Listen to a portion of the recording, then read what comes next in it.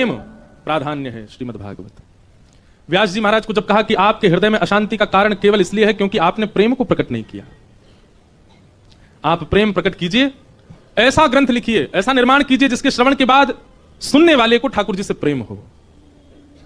तब व्यास जी महाराज को कहा कि आप समाधि लगाओ। नारद जी महाराज ने अपने पूर्व जन्म की कथा बताई। नारद जी पूर्व जन्म में कौन है? एक दासी पुत्र। नारद जी कहते हैं मेरी मां संत सेवा करती थी। एक बार चातुर्मास के लिए कुछ संतों का आगमन हुआ। उन संतों के सत्संग से मुझे इतना प्रेम हो गया कि मैं उनके साथ ही जाने को तैयार हुआ, तो मेरी मां ने रोक दिया। संतों ने कहा मां की आज्ञा नहीं है तो आप नहीं जा सकते, मां की सेवा पहले करो।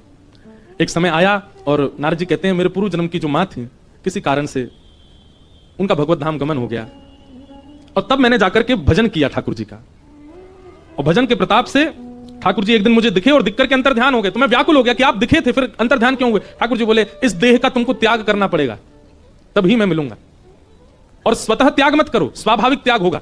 एक बात आपसे हम निवेदित कर दें, स्वतः देह का त्याग करने वाले को कभी भगवत प्राप्ति नहीं होती।